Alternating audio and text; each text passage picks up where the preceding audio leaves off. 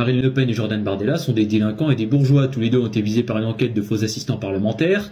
Marine Le Pen, c'est une femme qui a détourné 4 millions d'euros. Elle a été reconnue coupable de détournement de fonds publics. Jordan Bardella, c'est quelqu'un qui a fait des faux contrats de travail car il n'avait aucune expérience professionnelle. Et pour justifier ça, parce que c'est vrai que ça fait pas très bien au niveau des caméras, hein, quelqu'un qui a jamais travaillé à ce genre de sa vie, il a été obligé de faire des faux contrats de travail. Donc il y a eu des preuves concrètes autour de la question.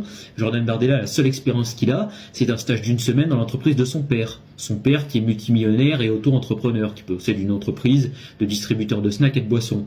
Du côté de Madame Le Pen, même chose, elle n'a quasiment pas d'expérience professionnelle, surtout dans les milieux tertiaires. Elle a juste été avocate pendant quelques années et c'est tout. C'est une femme qui a grandi dans la bourgeoisie, son père, donc Jean-Marie Le Pen, était multimillionnaire. Tous les deux ont toujours fréquenté des écoles privées au niveau de leur éducation, ils n'ont jamais été dans le public. Jordan Bardella, il a grandi dans les beaux quartiers de la Seine-Saint-Denis et ses parents gagnaient très bien leur vie.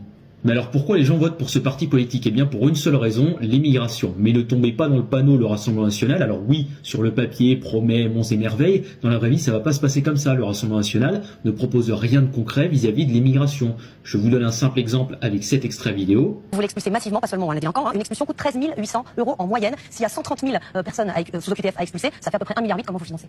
Et le coût de la vie de Philippines, madame? Non mais je me demande comment vous financez. Non, le coût de la vie, il est inestimable pour tout le monde. La seule qui a été exécutée au moment où nous parlons, c'est Philippines. Vous voyez? Et il y a 10 nombres. Voilà, donc Monsieur Bardella a été obligé de bifurquer sur le sujet de Philippines puisqu'il n'a aucune proposition d'économie capable de financer un projet comme celui-là, à la différence du Parti Social Patriote. Par exemple, nous, on a des propositions d'économie claires qui visent à financer le projet du renvoi de tous les clandestins en moins de 4 ans chez eux. Du côté de la délinquance, Marine Le Pen, c'est quelqu'un qui ne propose rien. Idem pour Jordan Bardella. Ils sont contre le référendum sur la question de la peine de mort. Ils ne proposent pas d'envoyer l'armée dans les cités pour faire le ménage, entre guillemets, vis-à-vis des gangs locaux qui sont en train de gangréner le pays avec le trafic de drogue, d'armes d'humains, etc. Et ce sont des gens qui sont pro-UE. Donc, tant que nous resterons également dans l'Union Européenne, nous ne pourrons rien faire vis-à-vis de l'immigration, puisque l'Union Européenne nous interdit d'employer certaines méthodes dites brutales pour faire face à l'immigration clandestine.